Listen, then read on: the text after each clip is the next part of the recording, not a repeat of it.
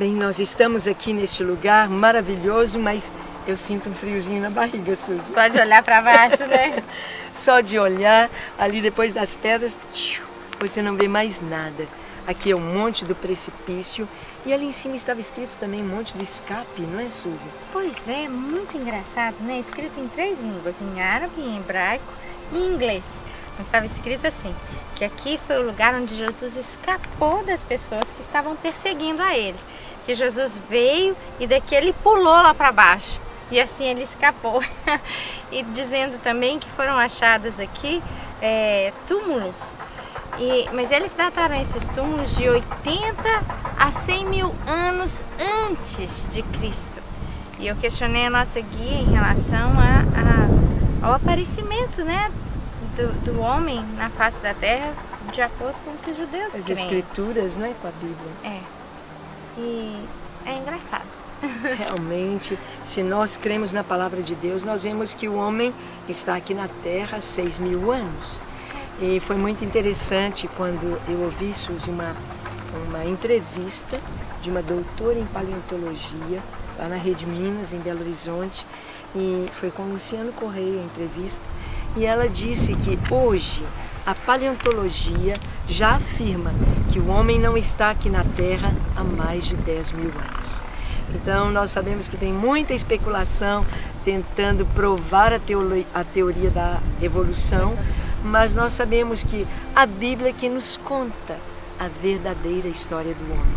E a Bíblia nos conta histórias maravilhosas e histórias tristes sobre esse lugar. Que aconteceram aqui. E eu vou contar uma delas. Tá bom. Aqui nesse vale, Acabe tinha o seu palácio. E aqui nesse vale, do lado do palácio, havia um homem chamado Nabote, que tinha uma plantação, ele tinha uma vinha, uma plantação de uvas ali do lado. E a Bíblia nos conta que o Acabe ficou com muita vontade de possuir aquela vinha, mas o Nabote não iria vender. E realmente esse vale é muito fértil. Era herança de família, não é, Suzy? Eu imagino, né, as uvas que produziam ali. A herança quer dizer isso, o Nabote fala isso, né? Olha, isso aqui está na minha geração, na minha família há muitas gerações. E o Acabe volta para casa, para o seu palácio, aliás, completamente decepcionado. E ele vai conversar com Jezabel, sua esposa. E a Jezabel fala, o quê? Meu marido, o rei, todo igual o menino que não ganhou a bala que queria? Não, rei, você é o rei. Você pode fazer alguma coisa para tomar posse dessa vinha. E a Jezabel, então, ela arma um plano. Ela levanta testemunhas falsas para acusarem Nabote de algo que ele não havia cometido. E o Nabote é levado para fora e ele é apedrejado. E agora a vinha não tinha dono. Acabe se apossa da vinha que tinha sido de Nabote. É muito triste, né, Suzy? A Jezabel, ela força dizendo que ele havia blasfemado contra o Deus de Israel, que era a morte por apedrejamento. Então, nós vemos que depois veio a palavra de Elias dizendo, olha, onde os cães lamberam o sangue de Nabote, os cães haverão de lamber o seu sangue. E Acabe morre na batalha, e os soldados trazem o seu corpo, o carro, para lavar no lugar onde o Nabote tinha sido apedrejado. Então, não se brinca com a palavra de Deus, não se brinca aquele que tem o conhecimento do Senhor, daquilo que é certo, deve fazer o que é certo. E Suzy aqui também nos fala dessas histórias do passado, nos fala de batalhas que aconteceram aqui, mas fala de uma grande batalha que vai acontecer neste vale. Nós podemos ver que o vale é muito grande, ele se estende por quilômetros e quilômetros, e neste vale nós podemos ver ao longe montes como o Monte Gilboa. O Gilboa é aquele monte onde morreram na batalha contra os filisteus Saul e seus filhos. E Davi faz um cântico de lamentação. Davi diz assim, Montes de Gilboa, por causa de Saul que morreu e era um bravo, era um valente, ele e os seus filhos, Jonatas e os outros filhos de Saul morreram ali. Ele diz, nunca mais caia orvalho sobre ti, ó Montes de Gilboa. E nós vemos hoje o Gilboa, de um lado ele é totalmente infértil, não há nenhuma vegetação. Olha, eu não sabia disso. Sim, exatamente por causa da palavra de Davi. Olha O Monte Tabor está aqui também, e o Tabor, o nome dele significa umbigo. É como se ele fosse o umbigo da terra. Ele é redondinho e não tão elevado, mas muitos achavam que a transfiguração de Jesus teria ocorrido sobre o Monte Tabor. Mas não é muito possível, porque lá até hoje tem uma pequena aldeia e Jesus não ia se transfigurar diante de uma aldeia, diante de aldeões, mas nós cremos que Jesus tenha ido até o Hermon, um monte bem alto, bem ao norte da Galileia, onde ele tenha se transfigurado, deixado a luz, a glória passar sobre ele, atravessar a sua pele e ser revelada a sua glória aos discípulos. Então, esse lugar aqui nos mostra tantas coisas, não é, Suzy? E com relação à batalha do Armagedon, é um tempo muito que está profetizado para o futuro em Israel, que vai acontecer aqui neste lugar, neste grande vale. Como o vale é muito grande, ele é bem longo, ele é bem largo, aqui outras batalhas já aconteceram no passado, está profetizada uma grande batalha no futuro. Uma batalha quando virão todas as nações contra Israel, para massacrar Israel, para destruir Israel. Por quê?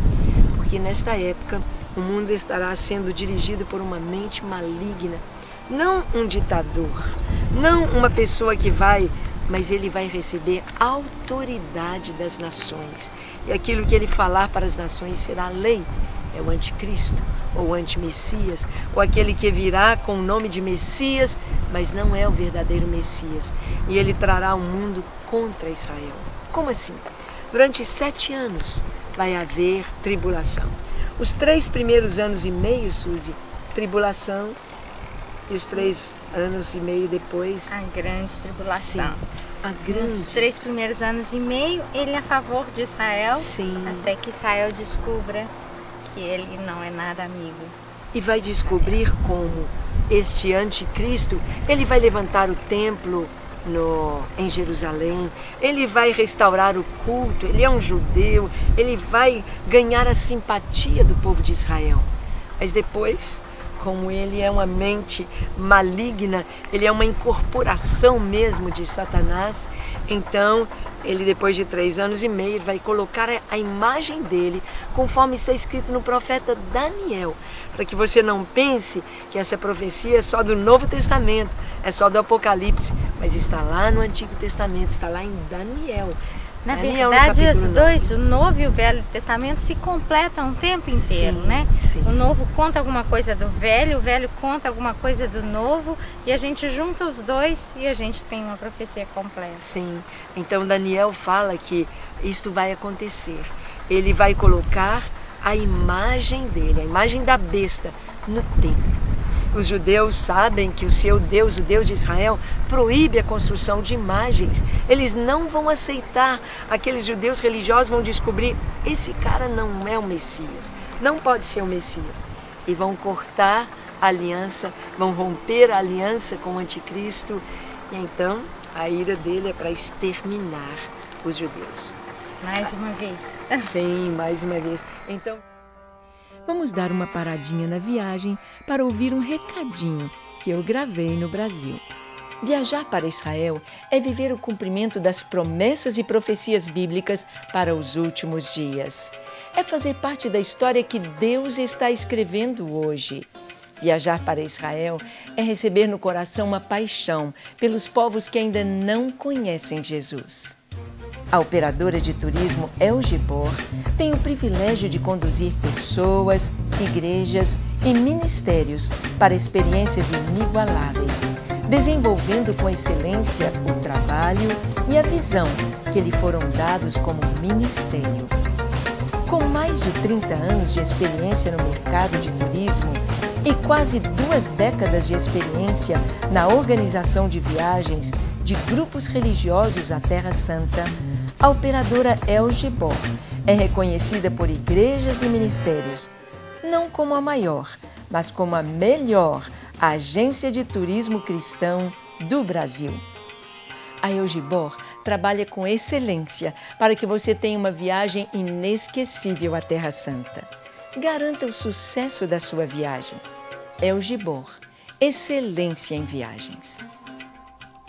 E agora sim, vamos voltar a Israel. Mais uma vez. Então virão, Suzy, sobre este vale, soldados de todas as nações, paraquedistas, tanques, e a marinha pode descer soldados bem aqui perto ao porto de Haifa. Israel tem 2 grandes portos, em Haifa e em Jope, ou Tel Aviv.